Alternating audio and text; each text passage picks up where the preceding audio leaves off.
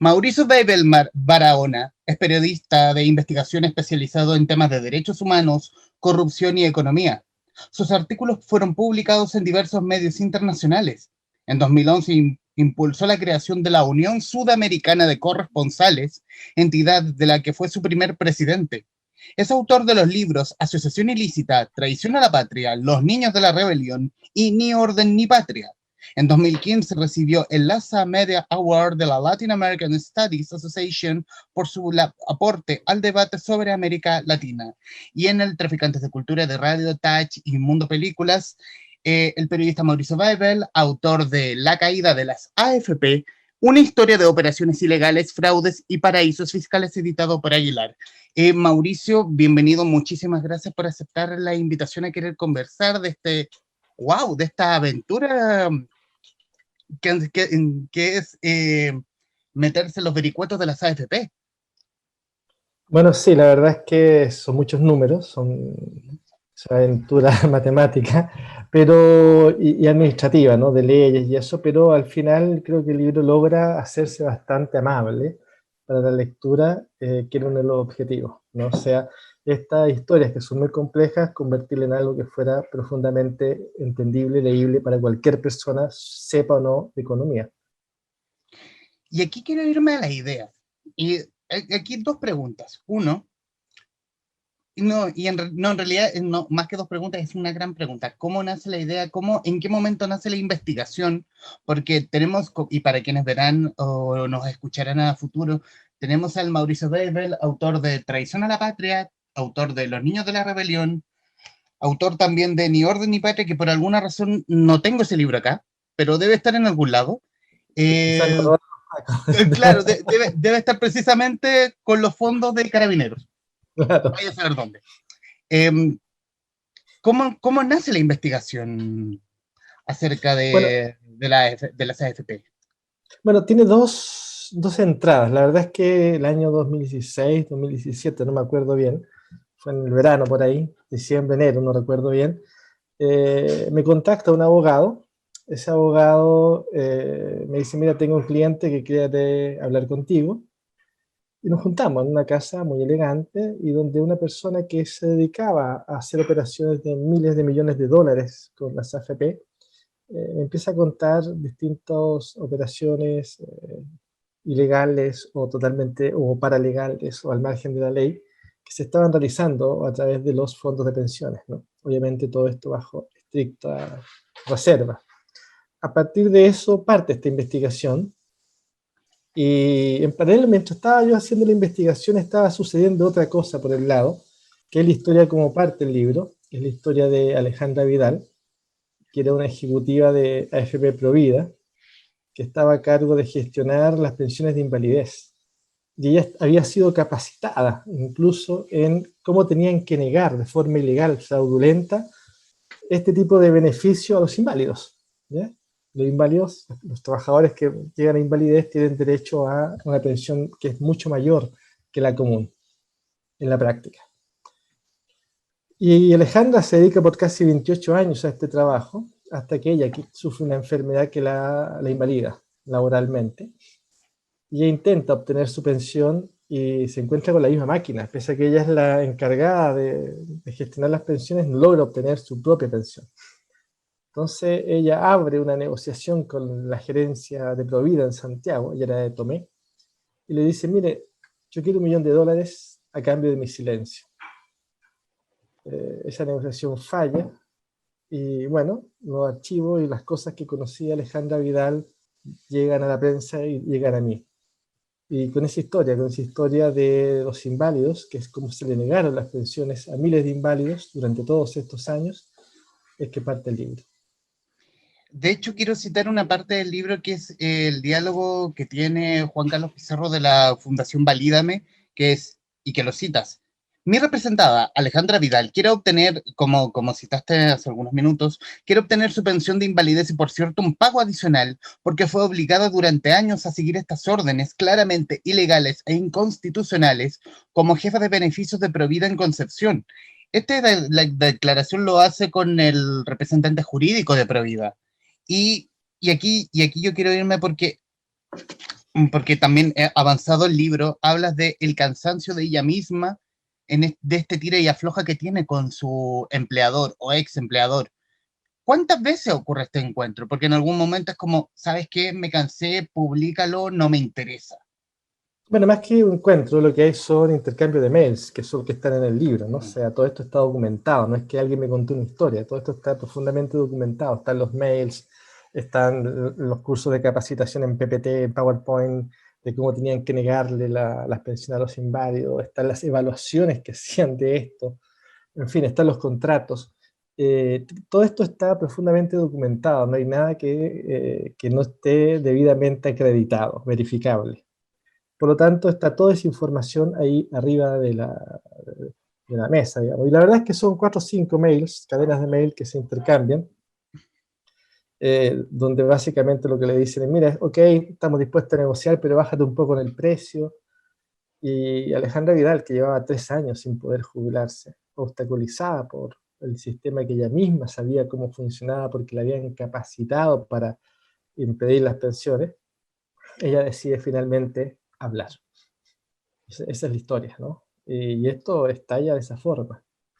¿Y cómo ocurre esto, este vericueto, este enredo o este fraude que hace, por lo menos, Provida, respecto de negar pensiones de validez? ¿Qué función traía precisamente el no darles esta pensión a quienes definitivamente no podían seguir trabajando y debían jubilar? Mira, ocurría de todo, desde pérdida de los documentos, ocultar las carpetas en los techos, negarlos contra toda norma legal, decirle a la gente que no tenía derecho cuando tenía derecho, y eso dejarlo por escrito, ¿no? De respuesta que si no, usted no tiene derecho a esto, la gente sí tenía derecho. Ajá. La verdad es que usaron todo tipo de artilugios, todo tipo de procedimientos, y lo pudieron hacer porque no hubo ninguna fiscalización efectiva. Es real, la superintendencia logra detectar algunos casos, pero no hay una revisión exhaustiva hacia atrás. Y la verdad es que tampoco hay sanciones profundas a esta situación. La gente que sufrió esto antes del año 2000 simplemente perdió, ¿no? Uh-huh. Y cualquier persona, incluso hoy, fíjate que incluso hoy yo tengo un caso, una persona que le tramitaron su pensión de invalidez hoy día, después que esto estalló, y la persona murió, sin Uh-huh. poder cobrar su pensión. Entonces eso demuestra que es un sistema que aún está capturado. Tocas también la historia también de Juan Carlos Pizarro de la Fundación Valídame, que es precisamente un ejecutivo, un vendedor de AFP que ve cómo, no recuerdo en este momento en qué región, que ve una señora que precisamente sufría el mismo problema, que era el tema de las pensiones de invalidez.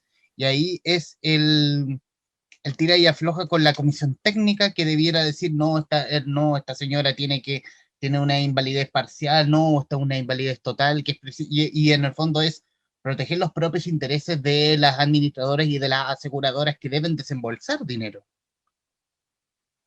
Claro, lo que pasa es que, mira, el libro no es sobre las pensiones de invalidez, sobre todo el sistema, ¿no?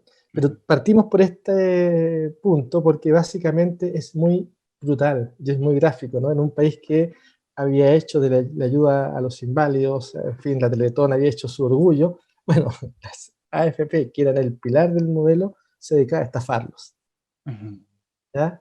Entonces, parte el libro con eso, pero después entra a partir de esa historia en otra serie de desfalcos, ilegalidades o situaciones paralegales o al borde de la legalidad, ¿ya? O no normadas, no regladas, que afectan finalmente a el resto de los pensionados, ¿no? O sea, todos los robos masivos a los fondos de pensiones que se hicieron, por ejemplo, a través del caso Cascadas. En ningún país del mundo desarrollado, alguien que hace lo que hizo Ponce Lerú está libre, lo dijo incluso el ministro Briones, alguien de este gobierno, ¿no? Básicamente lo que sucedió en ese otro caso es que Ponce Lerú extrae, a través de operaciones simuladas de compra-venta de acciones, logra extraer unos 44 millones de dólares de los fondos de pensiones en valor. Esto según lo dicen las propias AFP, ¿no? Y las AFP, Uh-huh. las Sí, no. AFP extraen ese, o sea, el Consejo extrae ese dinero, las AFP se querellan ¿ya? Ponce Lerú se queda con el dinero, paga una multa que a uno la paga, que es muy pequeña, y más encima las AFP mantienen nuestro dinero, nuestras inversiones en las empresas de Ponce Lerú hasta el día de hoy. Ajá. Entonces, en el fondo es hablar de un sistema que lo que tiene es que por una parte tiene problemas con la entrega de beneficios, por otra parte tiene problemas con el tema de dónde están los dineros, y por otra parte tiene problemas con quiénes son los que administran estos dineros. Ya que tocas a Julio Ponce, es que este Sí, es es que me otro acordé libro, porque no había pero clase. quería ponerlo como escenografía. Algo que no me queda absolutamente claro es que precisamente este juego que hace él con sus cascadas, que en el fondo se vende y compra a sí mismo acciones entre sus propias cascadas para poder mantener el control de SQM y así hacer un daño patrimonial a las AFP. ¿Cómo se hace eso? ¿Cómo es como yo me vendo a mí mismo barato para el día siguiente comprarme a mí mismo caro? Exacto. O sea, él vende contra lógica de mercado, ¿no? Ujú, O sea, Sokimich es la empresa que extrae el litio en Chile, ¿no? ujú. Que es una empresa estatal y que Ponce Lerú, cuando se privatizó en dictadura, quedó como uno de los grandes dueños, siendo el yerno en esa época de Pinochet. Pero sobre SQM hay lo que se llama una cascada de empresas hacia arriba, que son en el fondo las empresas de papel, ¿no? Entonces, estas empresas se venden las acciones de forma fraudulenta, entre ellas simulada, ¿no? Y Ponce Lerú, cuando se hacen estas operaciones de compra-venta de acciones, se queda con la diferencia real. O sea, compra acciones, por decir, vende acciones a 100 pesos, ¿ya? Y las compra a 90 después. Y se queda con la diferencia, y se va quedando con la diferencia, mientras el resto del mercado va perdiendo, ¿no? ¿Por qué? Porque él es el que en el fondo planea todas las operaciones, el resto no entiende lo que está pasando, porque parecen operaciones sin mayor información, y él, a partir de esto, durante varios meses, esto duró muchos meses, se queda finalmente con una diferencia de 44 millones de dólares de los fondos de pensiones, ¿ya? Del valor de las acciones que tenían los fondos de pensiones, o sea, nuestros ahorros, en toda la cadena de Sokimich, ¿ya? Eso es básicamente, y la pregunta es cómo alguien que se queda, mira, si el tema es a nosotros nos cuestionan, y se cuestionó mucho, que tuviéramos derecho a sacar el 10%, pero este tipo saca 44 millones de dólares de los fondos de pensiones de todos los chilenos y está libre. Y la saco muy barata en el fondo. O sea, le va a tener que pagar una multa de 2, 3 millones de dólares habiendo, supuestamente, ya extraído 44 millones de los fondos de pensiones según denuncian las Ujú. AFP. Las mismas que siguen teniendo dinero en las empresas del tipo que, según ellas, las estafó. Quiero irme a otra etapa de fraude, que es precisamente el escándalo financiero de empresas La Polar. Para poner en contexto, eh, creo que ya ha pasado 6, 10 años desde el caso, no si no me equivoco, que es en el fondo esta repactación unilateral que hizo Empresas La Polar para un grupo de sus clientes y que obviamente ayudó para pasar limpia a la empresa y que fuera a principios del 2010 la niña bonita del mercado. Sí, claro, lo que pasa es que en ese minuto la Polar, bueno, generan todo un sistema para valorizar de forma fraudulenta la Polar. En el fondo lo que hacían es que aumentaban las deudas por cobrar, ¿ya? Lo que es un activo, pero era falso porque estaban renegociando sin que la gente supiera que le estaban renegociando la deuda y la gente pagaba y nunca terminaba de pagar. Y, y cuando entra la FP al sistema, estaba entrando a un negocio que era fraudulento. Y eso produjo después el colapso de las acciones de la Polar, y las AFP, en vez de retirarse, lo que hicieron fue comprar más acciones. Y los cotizantes de AFP, los ahorrantes, los trabajadores, las trabajadoras, perdimos millones de dólares en esa operación, que nunca han sido recuperados.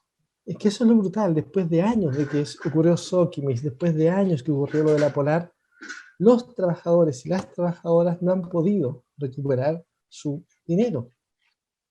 O sea, todo el mundo sabe que hay un fraude, todo el mundo sabe que hubo un daño patrimonial a los trabajadores, y no no han recuperado el dinero y no lo van a recuperar. Estamos con Mauricio Weibel, periodista, autor de La caída de las AFP, editado por Aguilar. Quiero volver a cierta parte del inicio del libro, que es, y donde tocas el punto, donde lo tocabas junto con las pensiones de invalidez, y también era el juego de no querer afiliar a personas que básicamente estaban en el riesgo de percibir este tipo de pensiones. ¿Cómo es ese juego? ¿Cómo es? Quiero decirle juego por tratarlos bien en el fondo. Sí, claro. ¿Cómo es este armado que hacen las AFP? Claro, uno tenía la idea de que solamente las ISAPRES no querían a los enfermos, ¿no? Las ISAPRES lo que querían era gente sana, hombres jóvenes que nunca se fueran a enfermar ni a tener hijos, ¿no? Y que por tanto pagaran bien y no gastaran mucho. Uh-huh. La verdad es que después nos dimos cuenta que las AFP también querían trabajadores sanos. ¿Por qué? Porque si un trabajador se enfermaba, y no era por un accidente laboral, sino se enfermaba porque quería, no sé, un cáncer o algo así, tenía derecho a una pensión de invalidez. Pero esa pensión de invalidez era mucho más alta que la pensión normal y por lo tanto la AFP tenía que poner dinero. A veces tenían que poner 100 millones por cada caso, o más. Por lo tanto, para no poner ese dinero, lo que hacían era tratar de no contratar gente con morbilidad, gente con algún tipo de enfermedad, y por supuesto, si alguien llegaba a tener una enfermedad que lo invalidara laboralmente, hacer todo lo posible para no pagarle. ¿Por Y qué? aquí, Porque, bueno, uh-huh, porque las AFP eran dueñas al mismo tiempo de las compañías de seguro a las cuales les vendían este seguro de invalidez. pero este armado fue antes que las compañías de seguros vieran un buen negocio y se hicieran de la propiedad de las administradoras. Esto viene de toda la vida. En el fondo, Uh-huh. esto ha sido toda la vida. Lo que pasa es que se descubrió en los últimos casos, pero lo más probable, mira, el gran drama con las AFP es que si bien hay transparencia en alguna de sus operaciones, hay otras que son profundamente oscuras. Por ejemplo, las operaciones diarias de las AFP son secretas de por vida. O sea, cómo mueven tu dinero día a día es secreto y no lo Uh-huh. podemos investigar. Es una brutalidad, porque va a ser secreto algo que ocurrió hace 40 años. La única explicación para eso es porque no queremos que eso se investigue. No queremos saber qué pasó con los dineros en los 80, en los 90, en los 2000. Y aún, o sea, piensa lo siguiente, ¿te imaginas tú que el señor Luxig, el señor Sayé, cualquiera de los grandes empresarios de Chile, el dinero que ellos tienen no supieran dónde está? Bueno, a los trabajadores les ocurre eso. No saben dónde está en las operaciones diarias su dinero. No tiene lógica. Por mucho que sepamos a fin de mes. Pero no hay ninguna razón para que ese secretismo se mantenga. Perfecto. No, no, como, porque si yo fuera Luxich o Sayed o cualquiera de los súper ricos chilenos, es como yo estaría encima precisamente de la AFP porque yo sé, porque yo necesito saber, porque es mi dinero en el fondo. Claro, o por ejemplo, mira, ¿por qué no son los representantes de los sindicatos los que están en las empresas? Sí, hay empresas que un tercio de sus acciones son de las AFP, o sea, de los trabajadores, pero no hay ningún representante directamente de los trabajadores, sino que las mismas AFP ponen, que son empresas, ponen a sus representantes en otras empresas. ¿Por qué no son representantes directos de los trabajadores, escogidos por los trabajadores? Que sería distinto, ¿no? Si en las empresas de Luxis allí se siente el presidente del sindicato. Claro, Otro mundo. O claro. quizás no, vaya a saber uno, pero es otra relación de poder, porque en el fondo lo que hay aquí atrás es una tremenda relación de poder. Estamos hablando, mira, para que la gente lo entienda, porque son cifras brutales. Los ahorros individuales son pocos, pero todos juntos es muchísimo. O sea, todos los fondos de FP, hasta antes de los retiros, eran unos 200.000 millones de dólares, incluso un poquito más. Eso, para que la gente lo entienda, es 2 veces lo que produce Venezuela en un año, o es lo que producen en conjunto Uruguay, Bolivia, Ecuador, en conjunto, ¿no?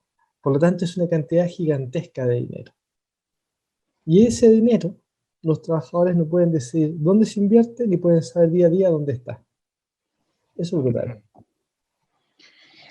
Tocas también precisamente esta, que si bien las AFP pueden acusar el golpe de que hay un riesgo de negocio, pero a su vez siguen estando ahí, siguen estando en mercados inestables, porque en el fondo la legislación chilena les ha dado Se manga cortó. ancha para hacer y deshacer en el fondo.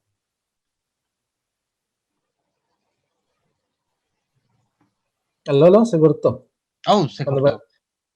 No, te decía que precisamente que es la audacia de las AFP que acusan el golpe de estar en un negocio inestable, en un negocio que corre peligro, pero aún así están ahí, porque el mercado chileno y la legislación chilena les ha dado manga ancha para estar en negocios inestables o en países donde se ve inestable la cosa, como puede ser Medio Oriente en cualquier momento del año. Claro, fíjate que uno puede hacer una discusión respecto a, ok, ¿cómo hacemos esto, no? Porque uno de los temas que se instala en el fondo a partir de lo que fue la revuelta social y lo que va a ser la constitución, la nueva constitución, es cómo se une el tema a la relación entre Estado, economía y sociedad, ¿no? Los derechos sociales, en fin. Hoy día tenemos 85.000, más o menos, 80.000 millones de dólares fuera de Chile, que son ahorros de los y las trabajadoras, ¿no? Eso, para que la gente lo entienda, es más de lo que gasta en un año todo el Estado chileno. O sea, es una cantidad gigantesca de dinero que está afuera, ¿ya? Y uno se dice, ¿por qué ese dinero está afuera y por qué no se repatria esos dineros de los trabajadores y se invierte, por ejemplo, en infraestructura? O sea, por ejemplo, ¿qué pasaría si nosotros repatriamos 2.000 millones de dólares de esos fondos de afuera y se invierten en construir todos los embalses que el país requiere, cuando tenemos una gran crisis de sequía hídrica, ¿no? O construir carreteras y que los peajes, en vez de ir a empresas privadas, vayan a los fondos de pensiones, ¿no? Es muy distinto. ¿O por qué no construir hospitales o construir colegios y que las rentas que eso genere vayan a los fondos de pensiones? Y los trabajadores verían el beneficio de su ahorro. Pero hoy día esos fondos, ¿en qué están? Están en, para la redundancia, fondos extranjeros que se invierten en deudas precarias, que se invierten en acciones en Medio Oriente, que se invierten en Vietnam, donde las externalidades de ese beneficio no están acá. Y no generan mejores pensiones. Fíjate que el año pasado, el 2020, la pensión promedio autofinanciada de los trabajadores, de la mitad de los trabajadores, fue 49.000 pesos. Y el año pasado, las utilidades diarias al día del sistema FP fue casi de 900 millones de pesos. En el peor año de la historia, en la peor crisis del mundo, las AFP se embolsaron 900 millones diarios de pesos en utilidades. En el peor año, en 100. En un siglo, en el peor año en un siglo de desarrollo económico, las AFP se embolsaron 900 millones diarios. O sea, en el fondo, aquí si ganan, ganamos todos, si pierden, ustedes. Yo no me, Exacto. yo me quedo con lo mío, ustedes O que se sea, yo jodan. siempre gano, tú siempre pierdes. Mm. No, es así, porque en el fondo, ¿qué es lo que tenemos? Tenemos un sistema donde una cantidad gigantesca de dinero está administrado sin criterios de desarrollo económico, sin criterios de vinculación con la economía real y sin criterios de solidaridad. Y si algo nos enseñó la pandemia es que sin solidaridad, sin acción colectiva, conjunta, ¿no? Nadie se salva. O sea, nadie se salva solo, ¿no? Y este es un sistema basado en que cada cual se salva solo. Justamente lo contrario que hemos aprendido en este año. Las AFP con los años han ido ganando poder precisamente porque han ido reclutando políticos para sus propios directorios, o a su vez, los quienes estaban en los directorios de las administradoras han tenido y han pasado a ser cargos, han tenido cargos de elección o cargos en el gobierno. Por ejemplo, siempre, no sé si me equivoque, pero siempre tengo memoria que los superintendentes de pensiones siempre terminan siendo asesores o directores de XFP. Sí. No todos, pero la mayoría, sí. Ujú. Y senadores y algunos otros personajes políticos relevantes, ministros. Efectivamente. O sea, el actual ministro de Hacienda, Briones, era director de una FP. Y la actual candidata presidencial demócrata cristiana, Jimena Rincón, también fue directora de Hábitat, creo. Provida. Provida, Provida, sí. Provida. Sí. Ah, tiré la pelota hacia el lado. Por ahí. ¿Cómo es el poder político con las AFP? Que es precisa, y yo creo que, imagino que debe ser grande porque tienen por parte del Congreso, desde la presidencia, y quizás desde la presidencia hacia abajo, todo el poder, todo es como, ¿sabes qué? Hagan lo que quieran en el fondo. Y le abrieron la puerta y e hicieron lo que quisieron en el fondo. Bueno, finalmente es una red, ¿no? Las AFP, las dueñas de las AFP hoy día son empresas internacionales. Pero esas empresas invierten mayoritariamente, masivamente, en los grandes holdings económicos, o sea, las empresas de Lux, Isaías, Said, Keller, ¿no? Los grandes ricos del país, las 7 familias que se les dice, ¿no? Por lo tanto, a las AFP no solo las defienden, digamos, el sistema político, sino que también esas grandes familias, ¿ya? Que son las que financian las campañas políticas. Ya todos vimos lo que pasó con la ley de pesca. Por lo tanto, es una red, ¿no? Y el libro se llama La caída de las AFP, no porque esté preconizando nada, sino que porque efectivamente lo que ha sucedido es que después de ser quizás un pilar incuestionable del modo de desarrollo, hoy día por fin ya está en discusión sobre la mesa cómo se va a cambiar este sistema. Probablemente no va a ser un cambio radical, pero va a ser un cambio necesario, ¿ya? Y ese cambio implica discutir si van a seguir siendo actores privados los que lo administren, si va a ser un sistema mixto, si es mixto, cuáles son los componentes de ese sistema, cómo se va a articular, cuáles son los componentes macroeconómicos, cuáles son los componentes éticos de ese sistema. Y te pongo, y nuevamente vuelvo al caso de Ponce de León, ¿pueden invertir las FP o la institución que sea en empresas que defraudan a los trabajadores? ¿Se pueden invertir estos recursos en empresas que tienen prácticas antisindicales? Esto no ocurre en países como Noruega, ¿no? Que tienen grandes fondos previsionales, o en Canadá, ¿no? ¿Se puede invertir en empresas que deprecien el medio ambiente? Y en el fondo nos gusta compararnos con esos países. Exacto, porque finalmente, ya que yo tengo este dinero, ¿no? Y es de los trabajadores, yo puedo decir, ¿sabes qué más? Ninguna empresa que maltrate trabajadores va a tener este dinero. Ninguna empresa que destruya el medio ambiente va a tener acceso a este dinero. Ninguna empresa, ¿no? que, que incurra en fraude va a tener acceso a este dinero.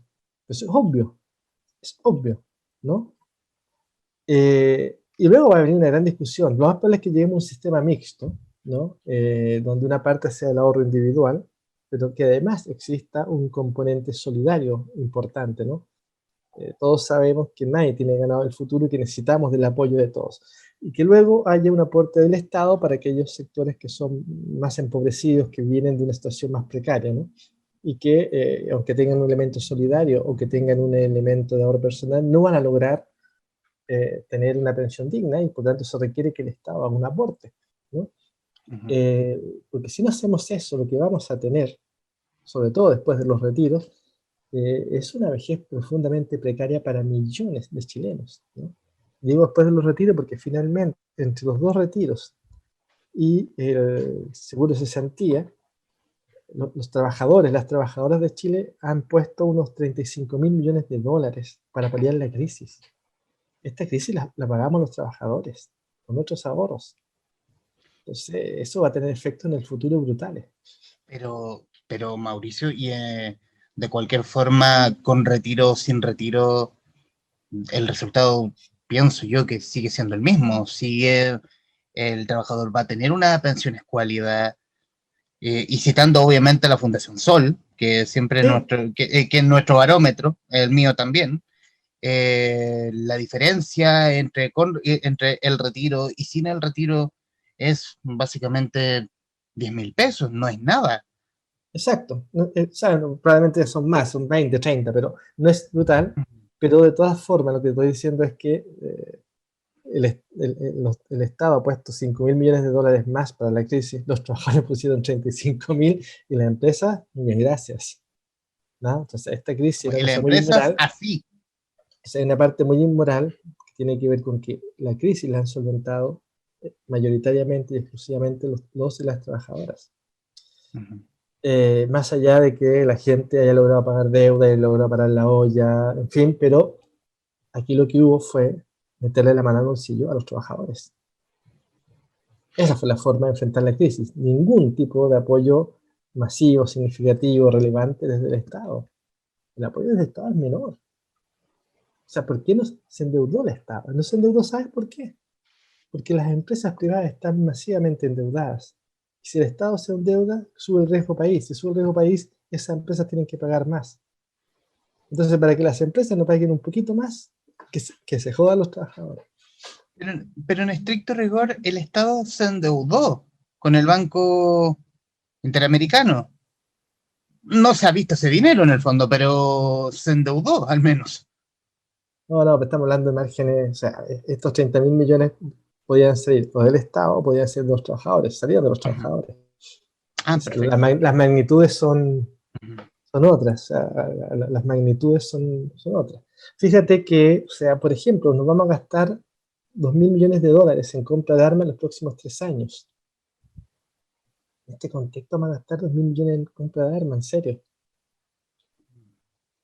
O sea, ¿de qué estamos hablando? ¿Por qué no te damos una moratoria por 4 años en la compra de armas? Si no, no va a pasar nada. Entonces, eso es lo que está ahí en discusión. Quiero irme al tema del retiro de la AFP y obviamente citar lo que dijo alguna vez Fernando Larraín de la Asociación de AFP de Chile, que lo dijo para el Diario Financiero el 29 de diciembre. No le pidamos a las AFP que sean los garantes del sistema de seguridad social de Chile. Perfecto. ¿Qué le podemos pedir a las AFP entonces después de eso? Bueno, si él dice eso, no se les puede pedir nada, ¿no? O sea, si no pueden ser seguridad social, no se les puede pedir nada. Porque finalmente está confesando lo que son empresas que sí que administrar dinero, pero no son capaces en ese esquema de resolver el problema de la seguridad social, que es lo que debieron estar hechas para resolver, ¿no? Pero no lo van a resolver. Por eso creo que en el futuro va a depender mucho de cómo se den los equilibrios para la nueva constitución y en las elecciones futuras. Lo que vamos a tener ya es que va a haber una gran discusión sobre si el que administra es una empresa privada o un ente estatal, ¿no? El problema cuando es una empresa privada es que la puede comprar cualquiera, la puede comprar la mafia, la puede comprar los chinos. Ya hay una gran discusión porque los chinos están comprando una empresa, o compraron una empresa eléctrica. Bueno, déjame decirte que no hay ningún tipo de restricción para que los chinos se compren los ahorros de los chilenos tradicionales. Entonces, nosotros necesitamos hacer una discusión sobre quién quiere que administre esto. Eso no va a impedir que haya corrupción, porque es una cantidad gigantesca en enero y va a haber corrupción, obvio. El problema es que reduzcamos los riesgos de eso y aumentemos mucho los beneficios, ¿no? Y eso es lo que no está discutido, eso es lo que está resuelto. No puede ser, no puede ser que hoy día las pensiones promedio sean de 200.000, 215.000 pesos en los civiles, ¿ya? Y que sin embargo tengamos uniformados con pensiones de 7 a 10 millones de pesos al mes. Al mes. O sea, hay uniformados que reciben 100 millones al año, ¿no? Y tomando en cuenta la historia y también haciendo memoria con el último libro de Alejandra Matus, que también hacía un barrido de la historia respecto a las AFP y de cómo José Piñera le propuso esto a Pinochet. Pinochet Sí. era muy reacio, pero pero después dijo, nah, está bien, pero pero a mis niños no me los metan, refiriéndose al ejército, a los militares. Efectivamente, fue así. De hecho, también lo menciono en el libro. Uh -huh. En ese minuto se creía, solo para que nos riamos un poco, ¿no?, que este sistema iba a llegar a administrar 100 millones de dólares. Y Pinochet sospechaba que se lo iban a robar. Bueno, el sistema hoy día administra 2.000 veces eso, ¿ya? Por lo tanto, es una cantidad gigantesca el dinero que está bajo administración de privados. Y si esa cantidad gigantesca no genera pensiones adecuadas, al menos equivalente a la línea de pobreza, tenemos un problema. Tenemos un problema. Conversabas algunos días con Sergio Jara, el director de prensa del Desconcierto, precisamente respecto de ese punto. Si las AFP no son capaces de dar un sistema de seguridad social, porque en el fondo es que estas empresas son básicamente el gran inversor que necesitan los empresarios, porque es probablemente el único ente que es capaz de soltar así sin más 300 millones de dólares. 300 millones de dólares por dar un número X nomás. Uh-huh. Claro, ellos es un inversor gigantesco que efectivamente puede movilizar una cantidad gigantesca de dinero. Pero además, lo que no se piensa muchas veces es que esa cantidad gigantesca de dinero, según se movilice, tiene efectos macroeconómicos. O sea, si hay 85.000 millones de dólares fuera del país, que son ahorros de los trabajadores, eso evidentemente afecta el crecimiento a largo plazo. Si tú sacas 85.000 millones de dólares de la economía, eso va a afectar tu crecimiento. Y si afecta el crecimiento, afecta el empleo. Si afecta el empleo, afecta el bienestar. Por lo tanto, insisto, es un sistema muy mal pensado desde el punto de vista del aporte a la economía real. Pero a nivel de negocio es un muy buen negocio porque pienso y haciendo memoria que desde los 2000 en adelante las principales aseguradoras transnacionales terminan haciéndose cargo de estas administradoras de fondos de pensiones. O sea, por decir por las actuales propiedades como Provida por la estadounidense MetLife, Cuprum con Principal, Capital por parte de los colombianos de Sura, Habitat, que es una mitad gringa y una mitad chilena, que es la Cámara Chilena de la Construcción y Prudential Financial, y el único chileno de propiedad chilena que es Modelo, donde el socio mayoritario es Andrés Navarro. O sea, Sí, claro. sigue siendo un buen negocio, no para los trabajadores, pero sigue Es un siendo un buen negocio, negocio. es un negocio financiero, ¿no? Financiero muy bueno. Pero no tiene que ver con el crecimiento y la economía real, eso no. Mm. Y te vuelvo a poner el ejemplo. Que alguien me explique, con sensatez, por qué tenemos 85.000 millones de dólares en el extranjero en vez de haber creado instrumentos para que esos 85.000 millones de dólares se fueran a la economía real dentro del país. O sea, no resiste lógica. O sea, se les abrió a los tipos para que fueran a invertir en dólares afuera, en Escocia, ¿no? En Singapur, pero, o que compraran papeles de deuda depreciada, ¿ya? Pero no acá. Y voy a poner ejemplo.